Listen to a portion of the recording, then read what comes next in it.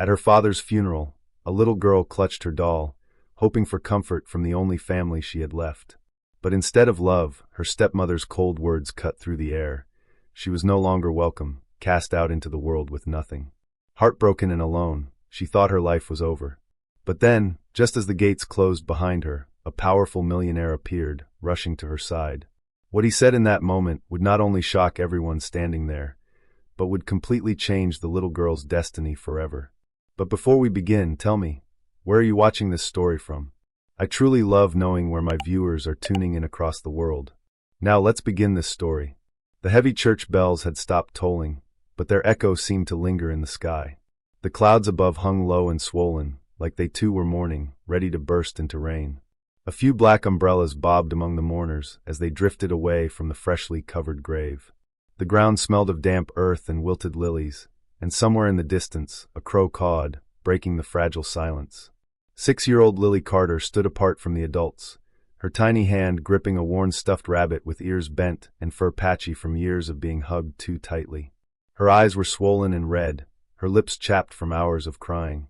She had already known loss. Her mother had died in a car accident when Lily was barely old enough to remember. But this loss was different, heavier. Her father, David Carter, her last safe anchor in the world, was now gone too. The mourners shuffled away, whispering condolences they did not truly mean. Some cast pitiful glances at Lily, but most averted their eyes quickly, unwilling to carry her pain with them. Only one figure lingered by the grave a moment longer, Clara, David's second wife. She dabbed her eyes with a lace handkerchief, her sobs theatrical, her shoulders trembling in a way that seemed rehearsed. When the last neighbor disappeared behind the cemetery gates, Clara's trembling stopped. Her face, moments ago crumpled with grief, smoothed into cold indifference, her lips pressed thin. She turned on her heel and strode toward the waiting car without so much as glancing at the little girl trudging behind her, clutching her rabbit to her chest. The ride back to the Carter mansion was suffocating. The leather seats creaked as Clara crossed her legs, her eyes fixed out the window, her expression unreadable. Lily sat small and silent in the corner, staring at her rabbit as though its button eyes might give her courage. She wanted to speak, to ask what would happen to her now, but the weight of Clara's silence pressed against her like a wall. So she said nothing. When they arrived, the mansion loomed larger than ever, its stone facade dark against the stormy sky. To Lily, it no longer looked like home, but like a cold fortress that might swallow her whole. She hesitated on the steps, her small shoes slipping slightly on the wet stone, before following Clara inside. The front door slammed shut behind them with a hollow thud that echoed through the cavernous hallway. The air inside was thick and stale, heavy with the faint scent of extinguished candles and funeral flowers. The ticking of the grandfather clock by the staircase reverberated like hammer strikes in the silence. Lily hugged her rabbit tighter, the fabric damp from the misty air outside. Her chest ached with a grief too large for her small body, and for a moment, she wondered if she might simply disappear inside this giant, unfriendly house. Clara stood in the middle of the hallway, her back straight, her chin slightly lifted. For a long moment she said nothing, simply surveying the house as if taking stock of her newfound territory. Then, as if on cue, her mask slipped away. The sorrowful widow was gone. What remained was sharpness, cruelty, and something almost triumphant. She turned her eyes on Lily, and they glittered with disdain. "You," she said, her voice slicing through the silence like a knife. "Don't think for a second that anything here belongs to you anymore. Your father is gone. This house, this life, all of it, it's mine now." Lily's throat closed. She blinked rapidly, tears threatening to spill again, and whispered, I can help you, Mom. I can clean the rooms, I'll be quiet, Don't you dare call me that," Clara snapped, her voice cracking like a whip. "I am not your mother, and I never will be. Don't pretend innocence to win my pity. You'll get none from me." The words struck like blows, and Lily flinched, shrinking back against the wall, clutching her rabbit until its seams stretched. For a moment, she thought she might slip through the floor and vanish, the way her father had vanished into the ground. But before she could gather the courage to speak again, the door creaked open behind them. A tall man entered, dragging a suitcase across the polished floor. His steps were heavy, deliberate, echoing through the hall with authority. He let the suitcase drop with a loud thump that made Lily jump. It was Victor Hayes, Clara's long whispered-about companion. He was broad-shouldered, with a sharp jaw and eyes that gleamed with arrogance. He loosened his tie, poured himself a drink from the cabinet as if he owned the place, and downed it in one long swallow. Then his gaze landed on Lily. He smirked, a cruel, amused twist of his lips. "Well, well, the little princess," he drawled, his voice dripping with mockery. "All alone now, aren't you? Look at you, clinging to that filthy toy like some stray kitten. Do you think anyone cares about you?" Lily's breath caught in her throat. She stammered, This is my dad's house. You can't." Before she could finish, Clara's hand shot out, knocking the rabbit from Lily's grasp. It tumbled across the floor, out the door, and landed in the yard, damp grass clinging to its worn fabric. "You ungrateful brat," Clara hissed. "Your father spoiled you. He made you weak. But he's gone, and you're nothing now. From this moment on, you will live under my rules, or not at all." Victor laughed, a harsh sound that filled the hall. He lit a cigarette, exhaled a cloud of smoke toward the trembling child, and said, "Throw her out, Clara. She's nothing but dead weight. Better she learns now how the world treats orphans." "No," Lily cried, her small voice breaking as tears spilled down her cheeks. "Please, I'll be good, I promise. Don't send me away." But Clara's eyes gleamed with cruelty. She grabbed a bucket of water from the corner, water that had been used to soak the funeral flowers, and with one swift movement, she hurled it over the girl. The icy water crashed onto Lily, drenching her thin dress, plastering her hair to her face. The shock of it stole her breath, her body convulsing with shivers as she wrapped her arms around herself. Her lips trembled, her teeth chattering as she gasped, "Please, I'm so cold." Clara sneered, her voice like venom. "You bring nothing but bad luck.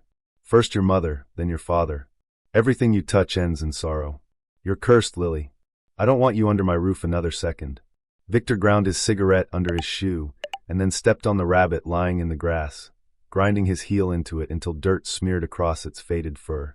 He chuckled darkly, "Perfect. Look at her now, soaked, shivering, abandoned. Just like a stray mutt. Exactly where she belongs." Lily's knees buckled, and she collapsed onto the cold stone steps, her wet hair clinging to her cheeks, her tiny hands reaching for her ruined rabbit. She clutched it to her chest, her tears falling fast, mingling with the icy water dripping down her skin. Her sobs broke the silence, small and desperate. "Daddy, where am I supposed to go now?" For a moment, even the air seemed to pause. Then, from the distance, the deep roar of an engine echoed through the yard. A sleek black car came into view, its headlights cutting through the thickening dusk like twin blades of light. It slowed, then stopped abruptly at the gate. The door opened, and a tall man stepped out. He wore a dark tailored suit, his posture confident yet tense. His polished shoes splashed into the puddles as he moved forward with purpose. His gaze locked on the sight before him, a small, soaked girl curled on the steps, clutching a sodden toy to her chest, her lips trembling with fear. His jaw tightened, his eyes narrowing with restrained fury. Memories clawed their way back from the depths of his past, memories of nights he too had been left out in the rain, unwanted, abandoned by those meant to protect him. He swallowed hard, but his steps did not falter. Without hesitation, he shrugged off his coat and draped it gently over Lily's shoulders. The fabric, still warm from his body, wrapped around her shivering frame. She blinked up at him, her eyes wide and wet, a flicker of fragile hope sparking within them. He crouched down, his voice low and steady. "What is going on here?" Clara stiffened. Her face twitched with surprise before she quickly rearranged it into feigned sorrow. Ethan Morgan? "You misunderstand," she said, her tone syrupy, desperate. "I was only disciplining her. She's stubborn, she doesn't listen." But Ethan's eyes did not waver. His hand remained firm on Lily's trembling shoulder as he straightened to his full height. His voice was sharp, cutting through Clara's lies. "Her father has been gone less than a day. And this," he gestured toward the soaked child at his side, "is how you treat his daughter?" Victor scoffed, blowing smoke lazily in Ethan's direction. "Stay out of this. It's family business. You think being some millionaire gives you the right to meddle? You're too late to play the hero." But Ethan did not move. His gaze, steady and fierce, remained fixed on the girl at his side. His best friend David, now gone, had once saved him from the same kind of cruelty. He would not stand by and let David's daughter suffer the same fate. Lily tugged at his sleeve, her voice breaking with desperation. "Please don't leave me here. They'll throw me out again. I have nowhere to go." Ethan looked down at her, and in her trembling eyes, he saw himself as a child, pleading for someone to save him. He drew in a deep breath, squared his shoulders, and turned back to Clara and Victor. "She's coming with me," he said firmly, leaving no room for argument. For a moment, silence hung heavy in the courtyard. Clara's painted smile flickered, her eyes darting nervously between Ethan's towering figure and the frail girl wrapped in his coat. Victor tapped his cigarette against the iron railing, his smirk widening as though enjoying the confrontation. Clara recovered first, her voice trembling with a performance of innocence. "Ethan, you mustn't misunderstand. I was only trying to teach her manners. She has been impossible since the funeral, disrespectful to her uncle, defiant." But Ethan's gaze was ice. "Enough," he said, his tone so sharp that even the wind seemed to fall quiet. His hand rested firmly on Lily's shoulder, grounding her, shielding her. "If David could see this, he would never forgive you. Less than 24 hours after his burial, and this is how you treat his daughter." Clara flinched at his words, her painted nails curling into her palms. She tried to maintain composure, but Victor leaned back against the doorframe, exhaling smoke, his laugh coarse and mocking. "Oh, come on, Ethan. Don't act like a hero. This girl is a burden, nothing more. You think you can take her? Go ahead. She'll come crawling back when she realizes you can't handle her." Ethan's jaw clenched, but he said nothing more to them. Instead, he bent down, scooped Lily gently into his arms, and turned without another word.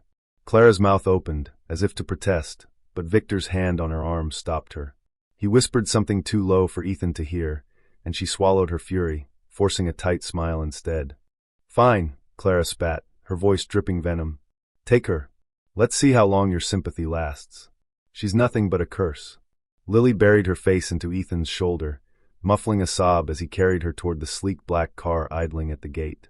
The driver opened the door without a word, and Ethan slid inside, settling Lily gently onto the leather seat before sliding in beside her. The door shut with a soft click, cutting off Clara's voice and Victor's laughter. The car pulled away, tires hissing against the wet pavement. For a while, the only sound inside was the steady hum of the engine and the faint patter of raindrops against the windows. Lily sat curled beside Ethan, clutching her stuffed rabbit, damp, stained, but rescued from the dirt. She kept her eyes down, afraid that if she looked up, this man who had stepped in like a guardian might vanish too.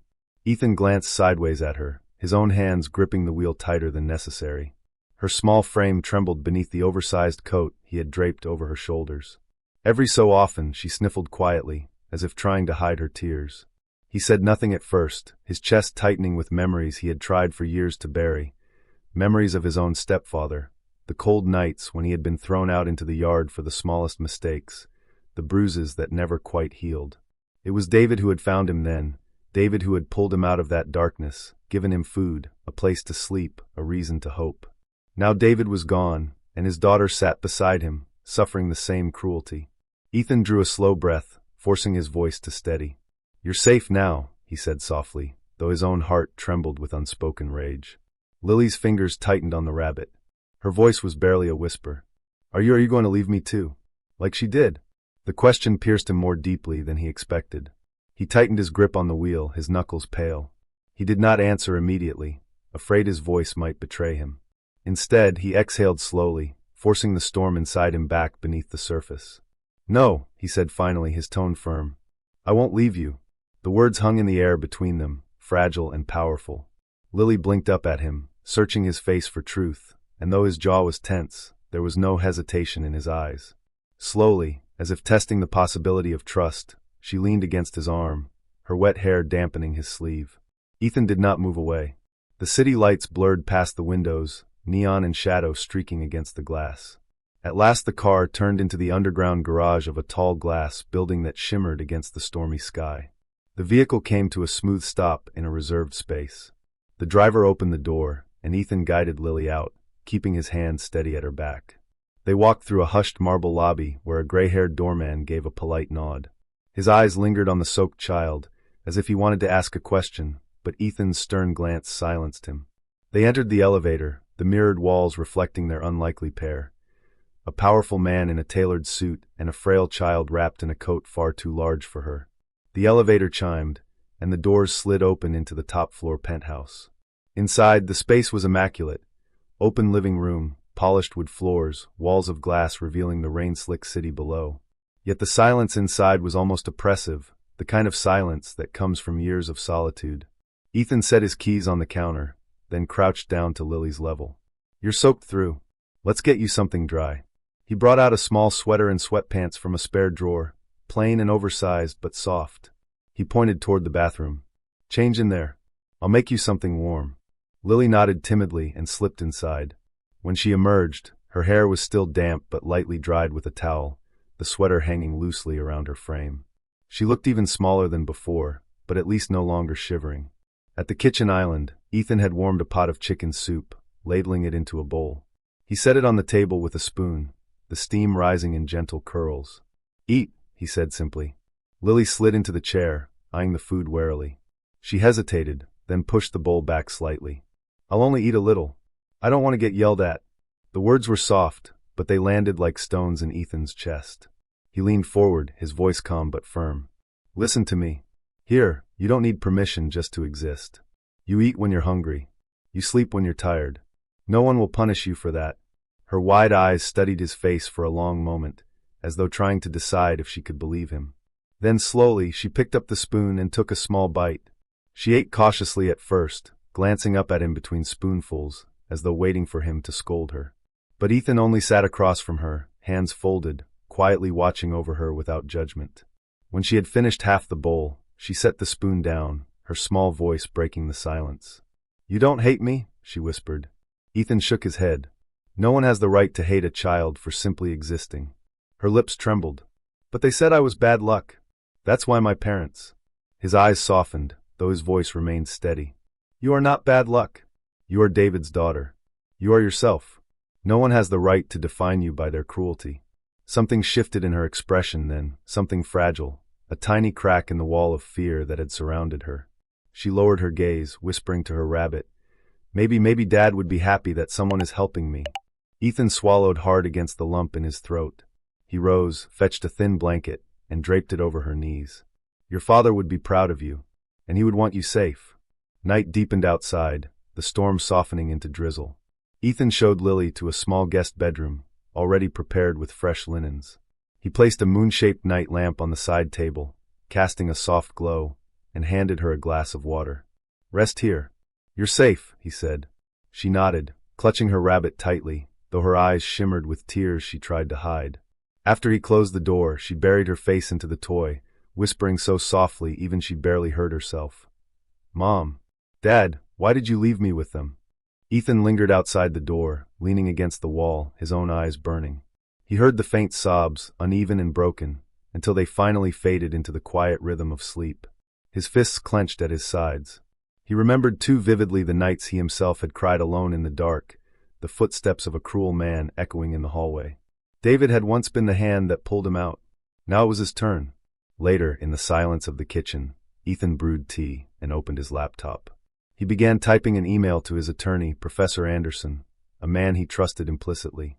The message was short, urgent, guardianship. Immediate. Evidence may be needed. He paused, glancing toward the guest room where Lily slept. In the hush of the penthouse, a faint sound emerged, the soft thud of the rabbit slipping from her arms to the floor. From within its worn seams, there was the faintest metallic click, like metal brushing against metal. Lily stirred, but did not wake. Ethan did not notice the sound. He finished his tea, closed his laptop, and returned to sit outside her door. The city stretched out beyond the glass walls, a sea of lights flickering in the dark. He watched the night, silent but resolute.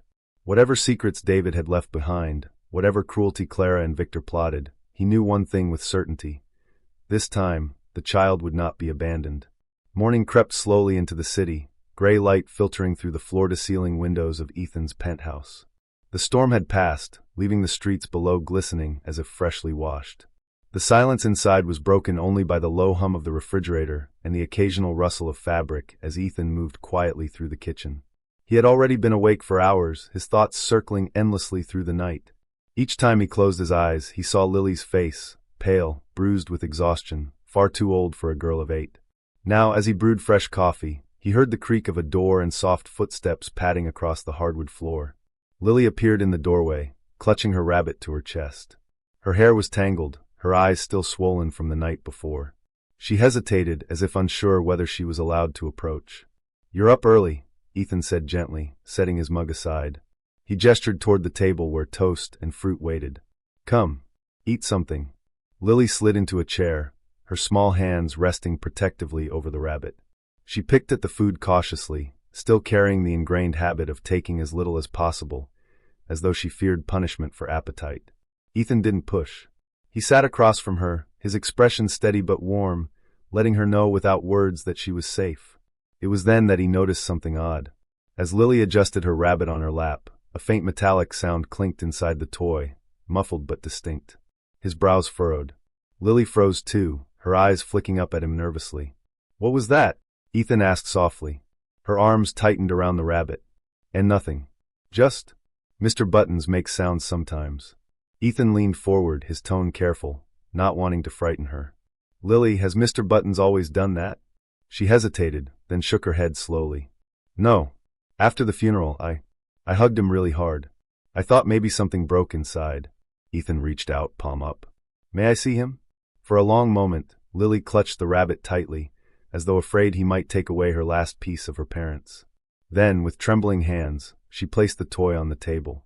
Ethan examined it gently, his fingers brushing over the worn fabric until he found a seam at the back that had been carefully resewn.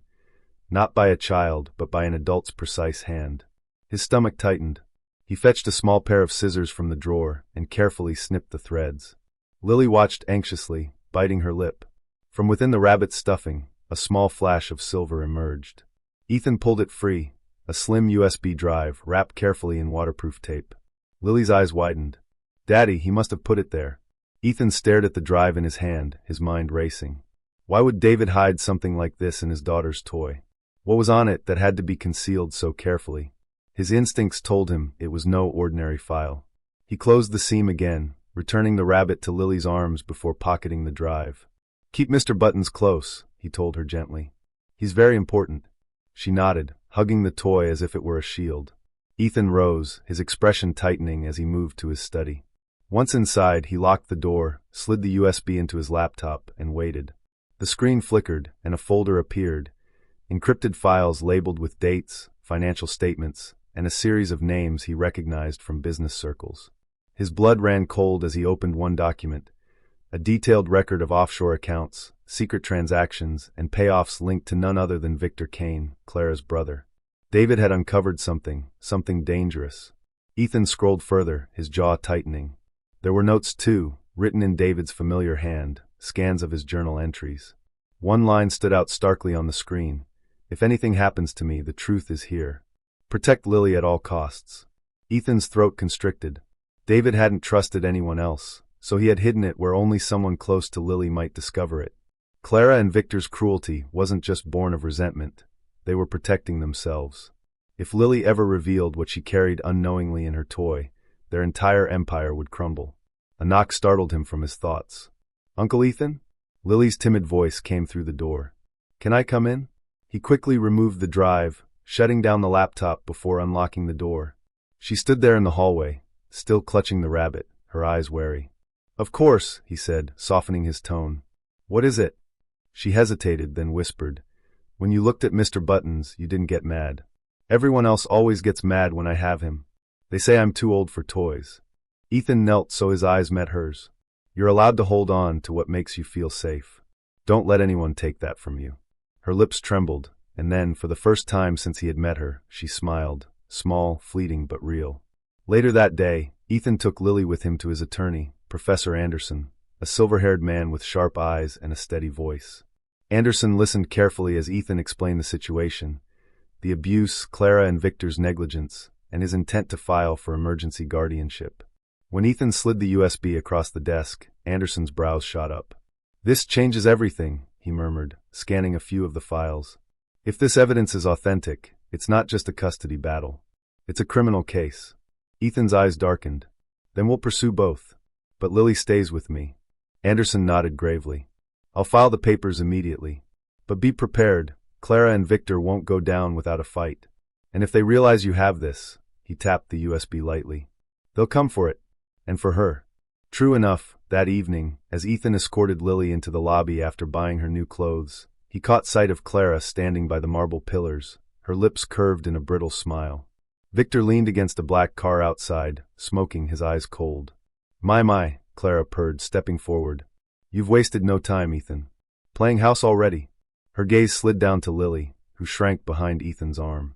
You lost the right to speak to her the moment you abandoned her, Ethan said sharply. Clara's eyes flashed, though her smile remained fixed. Careful, darling. Courts don't always favor self-appointed saviors. Family ties, bloodlines, they still matter. Then perhaps the courts should know how you treat your family, Ethan countered, his voice low. I have witnesses. I have proof. For the first time, Clara's composure cracked. Her eyes flicked briefly toward Victor, who ground his cigarette into the pavement with deliberate force. You think you're clever, Victor drawled. But you don't know the game you've just stepped into. Ethan didn't flinch. Then let's play. He guided Lily past them, ignoring Clara's hiss of frustration and Victor's dark chuckle. But as they drove away, Ethan's hand tightened on the steering wheel. He had seen the look in Victor's eyes, not anger but calculation. They knew something. They suspected. And if David's files were correct, Clara and Victor had far more to lose than custody of a child. That night, after tucking Lily into bed, Ethan sat in the study once more, staring at the USB drive. His reflection glared back at him in the darkened window, a man who had sworn never to repeat his past mistakes, now thrust into a battle far larger than he imagined. He whispered into the silence, a vow to David's memory. I'll protect her, and I'll finish what you started. Outside, across the city skyline, another set of lights burned in Clara's high-rise apartment. She stood by her window, phone pressed to her ear. He has it, she whispered to Victor. I know he does. Victor's laughter was low, dangerous. Then we'll take it. And when we do, neither he nor the girl will stand in our way. The courthouse loomed over the bustling street like an ancient sentinel of justice, its tall marble columns gleaming under the pale morning sun. Inside, the air was heavy with anticipation, the kind that clung to every corridor and seeped into every whispered conversation. Reporters lingered outside the doors, cameras flashing as they tried to capture a glimpse of the high-profile figures who had brought such drama into the public eye. Ethan Drake, the billionaire philanthropist, and Clara Kane, the elegant yet venomous widow's sister, flanked by her ruthless brother Victor. For Ethan, the courthouse was not just another building where contracts were signed and mergers settled. It was the battlefield where Lily's future would be decided. He walked slowly down the aisle of the courtroom, his hand resting gently on Lily's shoulder, guiding her toward the plaintiff's table. She clung to her stuffed rabbit, the only familiar comfort in the storm of adult voices and strangers' stares. Her small frame seemed dwarfed by the weight of the proceedings, yet her eyes betrayed a flicker of hope whenever she looked at Ethan. Across the room, Clara sat with a mask of grief carefully painted across her face. She wore a black tailored dress, pearls at her throat, her posture immaculate as though she had been preparing for this performance her entire life. Beside her, Victor exuded quiet menace in a dark suit, his smirk barely contained. Their attorney, a sharp-tongued litigator known for dismantling opponents with surgical precision, shuffled his papers with relish, already tasting the victory he assumed was his. The judge, an older woman with steely eyes named Justice Moreno, entered, and the courtroom rose. Her reputation was one of fairness, but also of intolerance for theatrics. She settled into her seat, adjusted her glasses, and nodded for the proceedings to begin. Ethan's attorney, Professor Anderson, rose first. His calm voice filled the chamber as he presented the petition. Ethan Drake, lifelong friend of the late David Hale, sought guardianship of David's only daughter, Lily, citing evidence of neglect, abuse, and abandonment by Clara and Victor. He spoke not of wealth or influence, but of responsibility and love, of promises made to a dying friend, and of the duty to shield a child from further harm. As Anderson spoke, Lily peeked up at Ethan, her hand sliding into his. He gave it a reassuring squeeze, his gaze never leaving the judge's. When it was Clara's turn, the transformation was astonishing. Her voice trembled as she stood, handkerchief dabbing at dry eyes as though tears might suddenly appear. She painted herself as the grieving aunt, unjustly maligned, who had taken Lily in during her darkest hour despite her own heartbreak. She described Ethan as an opportunist, a man with a history of reckless business ventures and failed relationships, unfit to raise a vulnerable child. Victor leaned forward, adding quiet but venomous comments whenever the opportunity arose, painting a picture of Ethan as distant and emotionally unstable, a billionaire too busy with his empire to care for a child. Their attorney waved photographs of Ethan at public events, spinning them as evidence of his inability to provide a stable home. But the moment Lily was asked to speak changed the atmosphere completely. The judge leaned forward, her tone softening as she addressed the little girl. Lily, sweetheart, Do you feel comfortable telling me about where you would like to live? The room fell silent. All eyes turned toward the child who sat clutching her rabbit as though it were life itself. Her voice was barely audible at first, trembling as she whispered, "I want to stay with Uncle Ethan." Clara's mask cracked for a fraction of a second, her lips tightening, but Lily continued. She spoke haltingly, describing nights when she was left hungry, mornings when Clara's sharp words cut deeper than the cold, and how Victor's footsteps in the hallway filled her with dread. She told the judge how she had been told she was a burden, how she had been left outside in the rain, and how only Ethan had held her hand, listened to her, and made her feel safe. Tears welled in the eyes of more than one observer. Even Justice Moreno's expression softened as she leaned back in her chair, taking notes. Clara sprang up, her voice rising. "She's confused. She's been manipulated by Ethan, poisoned against us. Children say things when they're scared." "Enough," the judge cut in firmly. "Ms. Kane, you will sit down." The weight of the reprimand silenced Clara, though her hands trembled with rage as she clutched her pearls.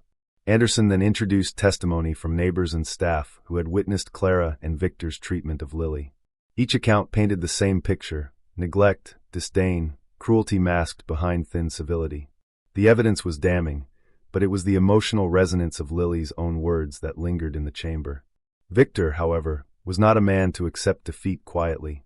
When his turn came, he rose with a slow smile, addressing the court with surprising eloquence. He accused Ethan of ulterior motives, suggesting that Ethan only sought custody to control David's estate, to gain access to financial holdings supposedly left for Lily.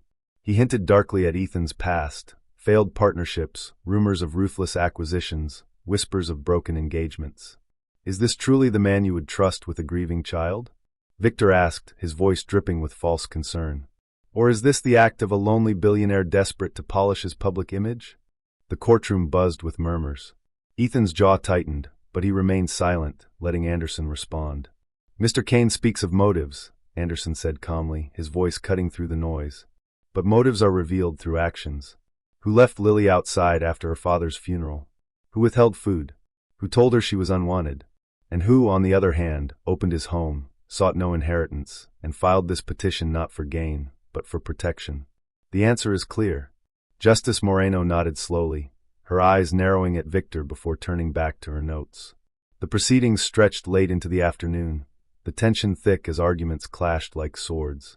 By the time the judge called for a recess, the courtroom felt drained, each participant worn thin by the intensity. Ethan guided Lily out, shielding her from the press that swarmed in the hallways. Cameras flashed, questions were hurled, but he ignored them all, keeping his focus on the small hand clutching his. As they stepped into the courtyard outside, the crisp air hit them like a blessing. Lily leaned against him, exhaustion written all over her face. Did I do okay?" she asked softly. Ethan knelt, cupping her cheeks gently. "You were brave, Lily. Braver than most adults I know. I'm proud of you." She smiled faintly, but before she could reply, Clara's voice cut through the air from behind them. "This isn't over," she hissed, her composure slipping as rage boiled through her carefully crafted mask. "You think a child's tears will win you this? You have no idea the forces you're up against, Ethan." Victor stepped closer, his presence radiating menace. "We play for keeps, and if you don't walk away now, you won't like what comes next." Ethan's eyes hardened, his hand resting protectively on Lily's shoulder. "You've already underestimated me once," he said quietly. "Don't make the same mistake again." He turned and led Lily away, but inside a storm raged. Clara and Victor were rattled, but dangerous animals fought hardest when cornered. He knew they wouldn't stop at legal battles. They had too much to lose, too many secrets buried beneath their empire. That night, as Lily slept peacefully in the safety of his home, Ethan sat once more in his study, the USB drive glowing faintly in the lamplight. He understood now that this fight wasn't just about custody. It was about truth. It was about David's legacy. And it was about ensuring that Clara and Victor's corruption was dragged into the light, no matter the cost. The weeks following the first court hearing were anything but quiet. On the surface, Ethan maintained his calm routine. Breakfasts with Lily, afternoons spent reading together, evenings tucked under blankets with bedtime stories. To her, life in Ethan's mansion had begun to resemble something steady, something she could trust. The nightmares that once plagued her began to fade, though occasionally she still woke with a start, clutching her rabbit as if afraid it might be taken away again. Ethan would always be there, sitting by her side, reassuring her with a gentle hand on her back until she fell asleep once more. But beneath the surface, Ethan knew that peace was fragile. He had seen Clara's eyes in that courthouse, the mask slipping, the venom beneath, and he understood people like her. They did not surrender. They plotted. They schemed. They struck when least expected. It began with the smallest of signs. One morning, when Ethan's chauffeur went to start the car, he found the tires slashed clean through. A message was scrawled in red paint across the hood. "Walk away, Drake." Ethan brushed it off as vandalism, but deep down, he recognized the signature of intimidation. He doubled his security detail, ensuring Lily was never left unattended, even at school or in the garden. Then came the financial strikes. Anonymous reports suddenly surfaced, accusing Ethan of tax evasion, of mismanagement of charitable funds. Whispers began in the business world, rumors that he had used David Hale's death to seize control of hidden assets. The media latched onto the gossip like wolves, and though most respected outlets dismissed the claims, Ethan knew who was behind the smears. Clara and Victor had resources, and more importantly, they had no conscience about how they wielded them. One evening, as Ethan reviewed documents in his study, the USB drive still sitting like a sentinel beside him, his lawyer Anderson called with troubling news. "They're trying to file an emergency petition," Anderson said grimly, "claiming you're unfit due to these allegations. They want temporary custody until the investigation clears." Ethan leaned back in his chair, the weight pressing on his chest. "So they're escalating." "Exactly. They know they're losing the moral battle, so they're trying to bury you under legal and public scrutiny. We'll fight it, but you need to be careful. They won't stop here." As Ethan ended the call, he caught sight of Lily through the glass doors, playing with her rabbit on the living room carpet. Her laughter rang out, clear and innocent, a sound so rare it pierced his heart. He swore silently that nothing, not Clara's lies, not Victor's threats, would ever take that joy from her again. But the true escalation came not in whispers or papers, but in the night. It was a Friday evening when the storm broke. The mansion was unusually still, the staff dismissed early to give Lily a quiet weekend. She had just fallen asleep, her breathing soft and even, when the security alarms blared. Ethan rushed to the monitors. Shadows moved at the edge of the property. 2, maybe 3 figures dressed in black, cutting through the fence with surgical precision. His security team mobilized, but Ethan didn't wait. He grabbed the pistol from the locked drawer in his desk, the same one he had sworn never to use again after leaving his old life of violence behind. But this was different. This was Lily. The intruders slipped past the first guard, incapacitating him with a strike to the head. Ethan's blood ran cold. This wasn't random burglary. This was a targeted strike. He moved swiftly up the stairs, heart hammering as he reached Lily's room. She stirred at the sound of his hurried footsteps, eyes half open. "Uncle Ethan?" she mumbled. "Sure," he whispered, scooping her up into his arms. "Hold on to me. Don't let go." Her small arms wrapped tightly around his neck as he carried her into the hidden panic room built into the hallway wall. He had never thought he'd need it, but now the keypad beeped softly as the steel door sealed behind them. Inside, the walls muffled the chaos outside, the shouts, the scuffle of boots on polished marble, the crackle of radios. Through the surveillance feed inside the room, Ethan watched the intruders fan through the house. Their movements were calculated, military-like. Victor's handprints were all over this. The men weren't here to steal. They were here to take. Lily trembled against him, her tears dampening his shirt. "What's happening?" she whispered, her voice breaking. "Just some bad people trying to scare us," Ethan soothed, though his own anger burned like fire. "But they won't touch you, I promise. You're safe." The firefight outside intensified as more of Ethan's private security arrived, pinning the intruders near the rear garden. Within minutes, the police sirens wailed, blue lights slicing through the night as the house filled with flashing red and blue. The men were captured, their masks pulled away to reveal hardened mercenaries, hired guns, not common thieves. By the time Ethan carried Lily out of the panic room, the intruders were already in cuffs, their silence unyielding. One of the officers pulled Ethan aside. Whoever hired them knew exactly what they were doing. These aren't amateurs. Ethan's jaw clenched. He didn't need the officer to spell it out. Clara and Victor had crossed the line from legal sabotage to outright assault. And that meant the game had changed. News of the attempted kidnapping spread like wildfire the next day. Reporters camped outside the mansion, their questions frantic. "Do you believe this was related to the custody case? Are you concerned for Lily's safety under your care? Do you think Clara Kane was involved? Ethan gave no comment, shielding Lily from the storm, but privately he prepared for war. That night, as the house returned to uneasy silence, Ethan unlocked the drawer containing the USB drive once more. The files inside had remained a mystery, but the time for caution was over. He opened them on his laptop, line after line of documents filling the screen. What he saw chilled him to the bone.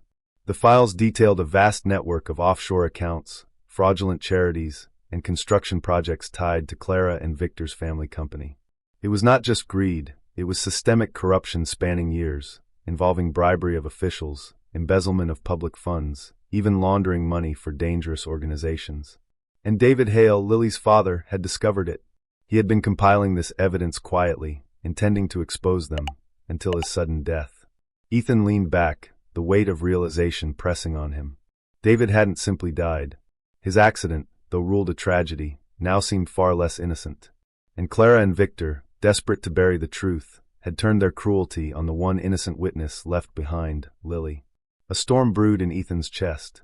This was no longer just about guardianship. This was about justice, for David, for Lily, and for every life the Kanes had trampled in their empire of lies. He glanced toward Lily's room, where the soft glow of her nightlight painted the hall. She was safe for now, but as long as Clara and Victor remained free, the danger would never end. And so Ethan made a silent vow. He would not only protect Lily, but he would also finish what David had started. He would bring the Kanes' empire crashing down, no matter what it cost him. The morning after the break-in, the mansion felt like a fortress. Extra guards patrolled the grounds, surveillance drones hovered quietly above, and Lily never left Ethan's side.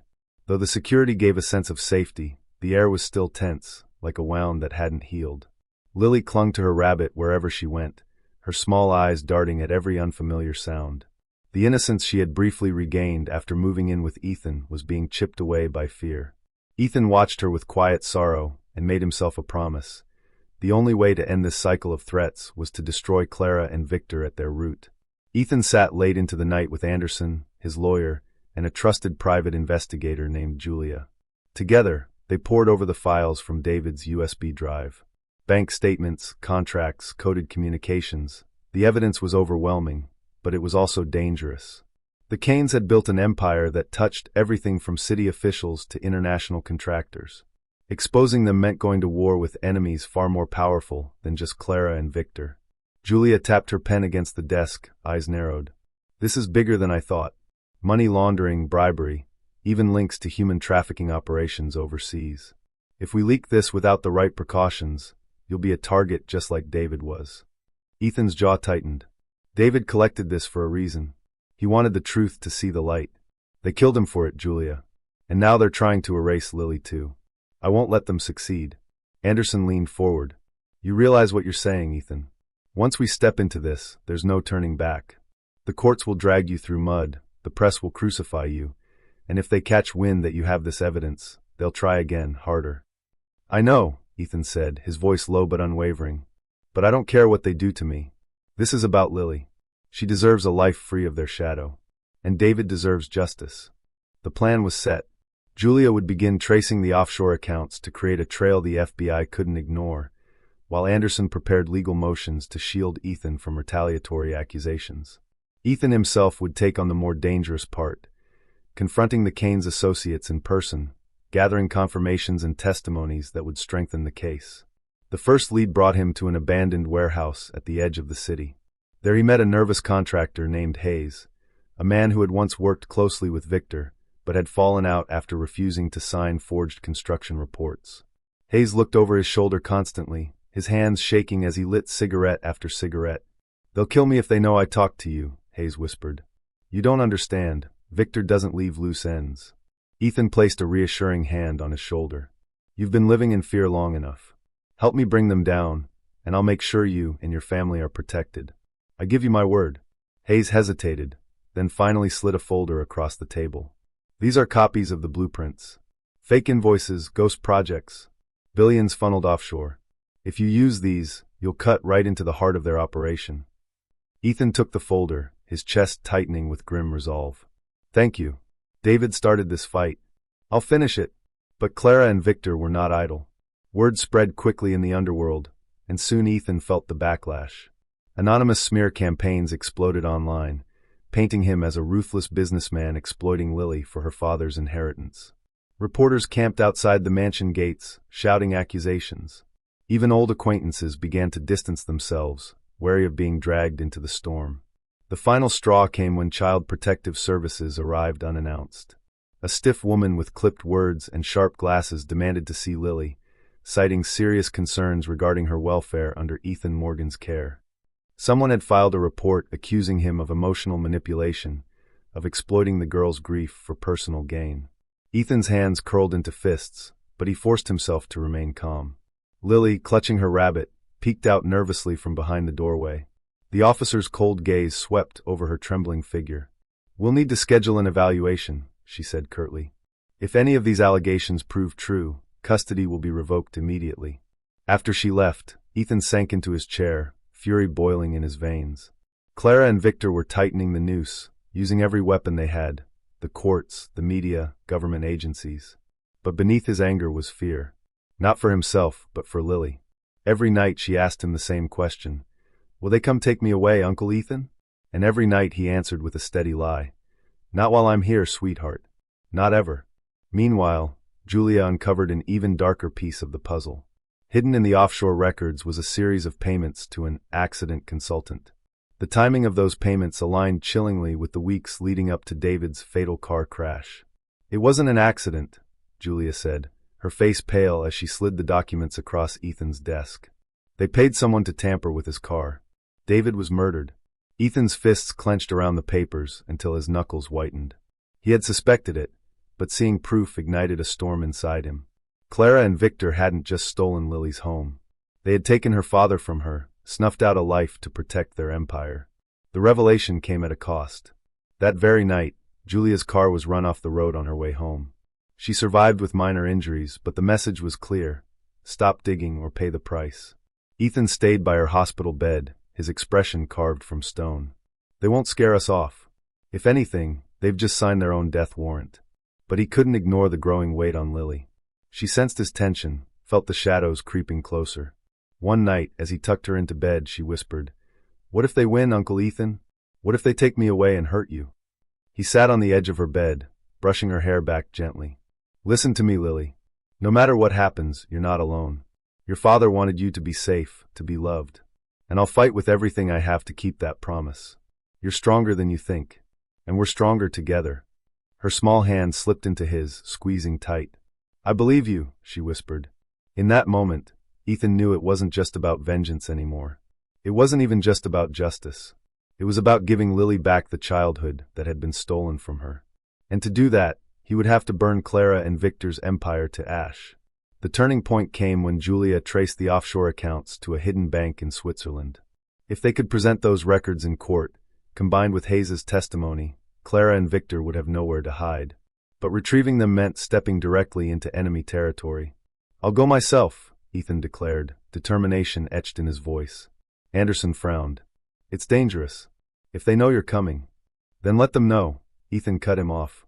"I'm done playing defense. It's time they see I'm not afraid." The stage was set for the final confrontation. Ethan prepared to travel overseas, leaving Lily in the care of trusted guards within the mansion. But as he stood by her bed that night, watching her sleep peacefully with her rabbit cradled in her arms, he felt a pang of fear unlike any he had known before. What if Clara and Victor struck while he was gone?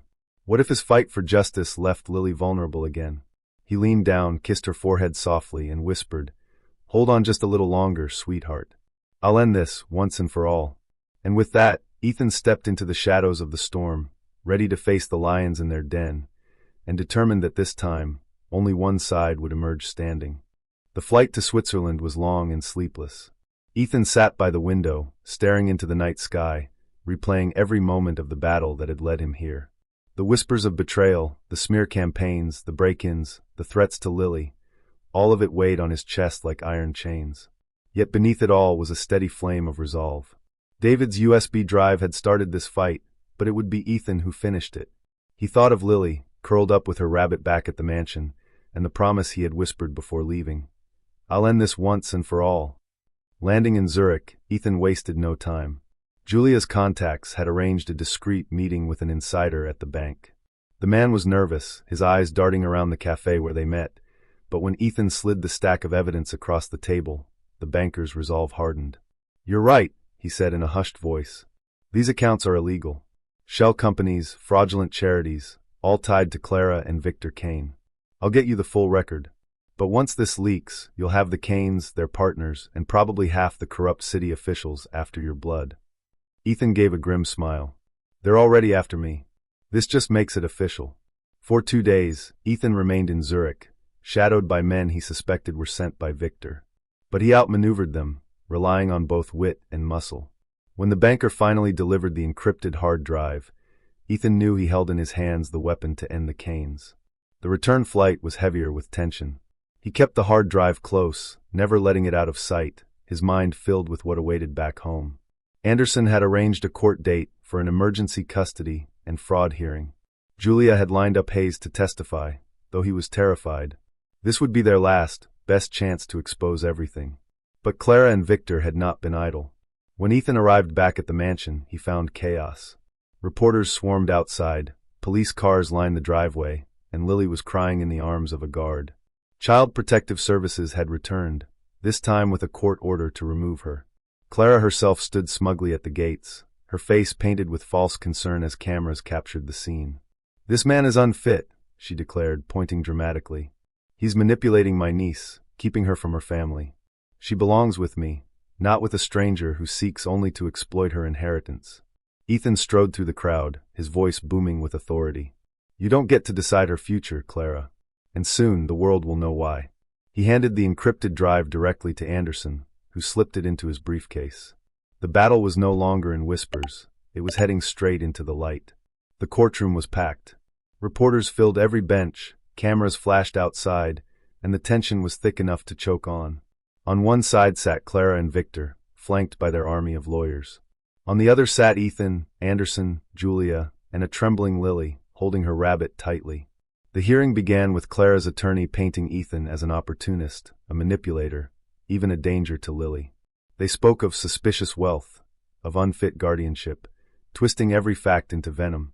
Clara sat with crocodile tears in her eyes, occasionally dabbing her face with a handkerchief, playing the role of the grieving, loving aunt. But then it was Anderson's turn. Calmly, methodically, he laid out the evidence.